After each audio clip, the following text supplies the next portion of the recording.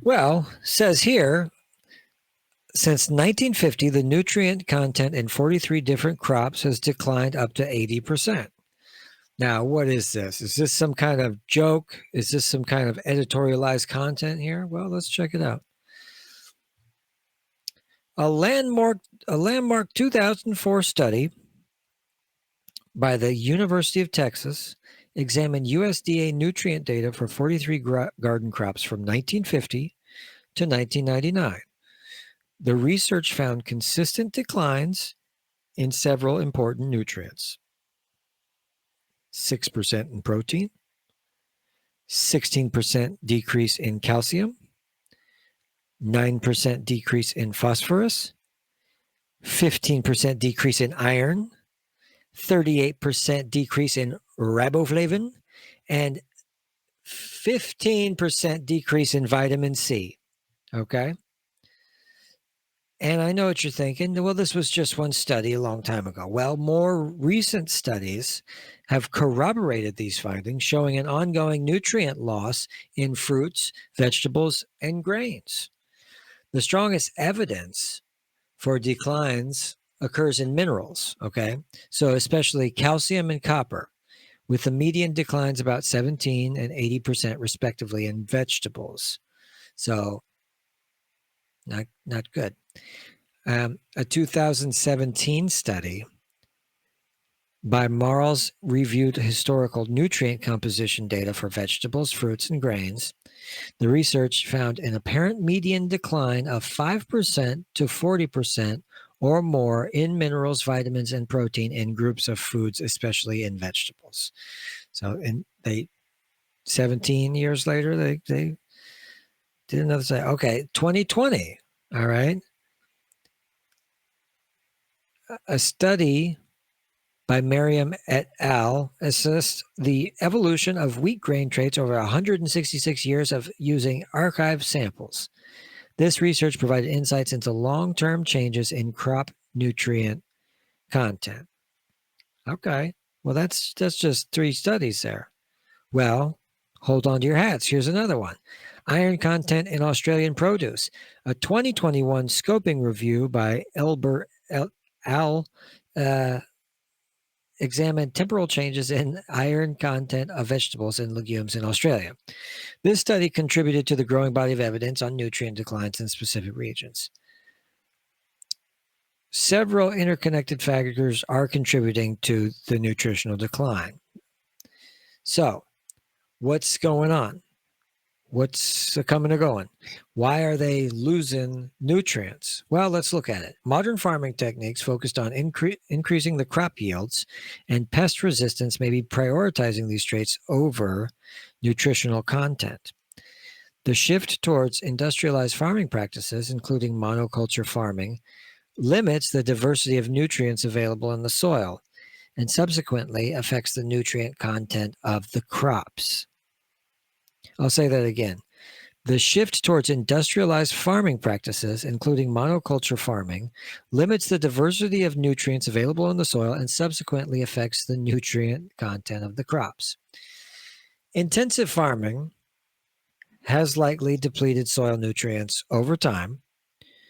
The excessive use of synthetic pesticides, herbicides, fertilizers, that greatly impact soil health and nutrient absorption by plants. These chemicals may disrupt the intricate ecosystem of the soil, ultimately affecting the nutritional content of the crops. Also, you have climate change. Rising CO2 levels have been shown to reduce protein, iron, and zinc content in some staple crops.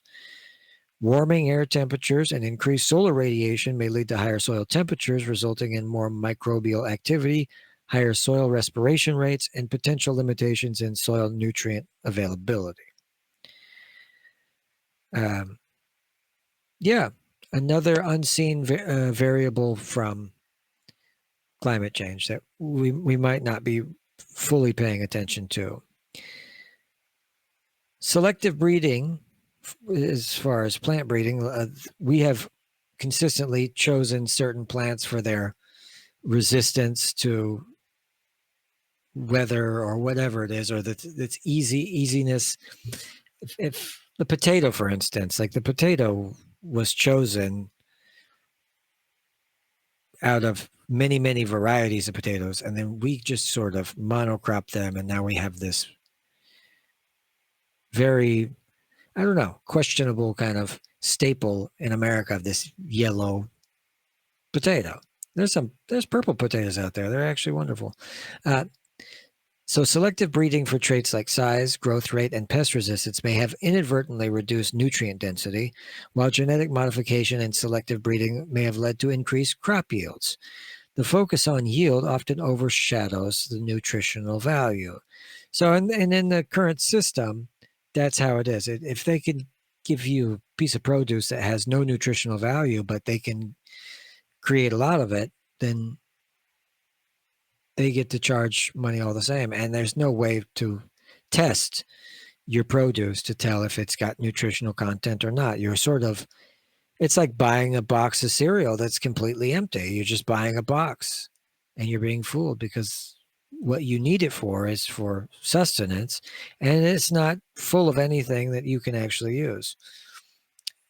And who'd have thought that the soil health, where all the good bacteria and good vitamins and nutrients and minerals exist and can be brought into the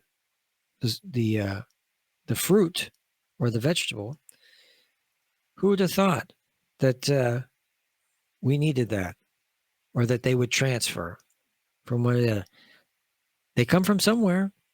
So soil health is a big thing. The nutrient decline is concerning. Its impact in public health is yet to be seen. There's probably going to be emerging evidence that shows that some of the issues that we're facing in the United States and in the West, health-wise, can be directly attributed to conventional industrial farming techniques. They're talking about biofortification, enhancing crops' nutrient content through breeding or genetic modification. That's one idea. Improving the agricultural practices would be better. Do something that would prioritize soil health, nutrient density, such as regenerative farming or permaculture or something like this. Although to bring it up at scale is also going to be a feat. Developing crop varieties. No matter what, we have to start looking at diversifying the kinds of foods that we eat. And this thing with the soil, like soil management's a big part of it. We need to start focusing and maintaining soil health throughout techniques beyond just cover cropping and crop rotation, but things that will bring us long-term sustainability, force compost, force people to compost by gunpoint. Just an idea. Reduced chemical usage. So advocating for responsible chemical management in agricultural to preserve for soil health. A big part of it is chemicals, whether it's petrochemicals for fertilizers or petrochemicals used for herbicides or whatever it is. I mean, there's a whole medley of different chemicals that we need to use. And even the organic ones can be detrimental to the ecosystem, like neem. You can't just spray neem everywhere. I believe it's a concentrate of some kind of tree bark or something. It's terribly potent, but it's relatively safer than that ordinary petrochemicals that you'd pour on everything. So food is not doing good. We don't have the nutrients in the food. Since 1950, we've lost all the nutrients, and we continue to lose it. And we have epidemics of health-related issues, chronic disease plaguing us all. Well, I'll tell you what I really think. Well, isn't it just a splendid testament to the marvels of modern agriculture? Our illustrious captains of industry who have managed to accomplish what countless famines and plagues could not, the systematic eradication of nutrition from our very sustenance. Bravo, gentlemen, bravo. In their relentless pursuit of profit and efficiency, These agrarian alchemists have transmuted our once nourishing crops into bland, nutrient-devoid simulacra of food. So one can almost picture a boardroom meeting. Okay. Gentlemen, our vegetables are simply too nutritious. How can we possibly hope to sell more supplements if people are getting their vitamins from, heaven forbid, actual food? And let us not forget the heroic efforts of our chemical companies, tirelessly working to sterilize every last inch of arable land. After all, why settle for mere soil depletion when you can achieve total ecological collapse? It's inefficiency incarnate. More growth, nourish less, and poison everything in the process. The audacity of the plan is almost admirable. In a single century, we've managed to undo millennia of agricultural wisdom, replacing it with a system so monumentally stupid that it could actively reduce the nutritional value of its own products. It's as if we've entered some bizarro world where the goal of farming is to produce the least nutritious food possible. But fear not, fear not. Our benevolent agricultural overlords have a solution. Oh, yeah, biofortification, they cry, as if further meddling with nature will somehow undo the damage wrought by the previous meddling. Or perhaps we should pin our hopes on some improved agricultural practices, a euphemism so vague it could mean anything from composting to a ritual sacrifice. In the end, we're left with a stark choice: to continue down this path of agricultural self-immolation, or dare to imagine a world where food is actually meant to nourish. But why bother when such quaint notions, when we can simply pop a multivitamin and all pretend like our nutritionally bankrupt paradise continue to unfold? Uh, there you go, folks. That's my jaded take on the whole situation.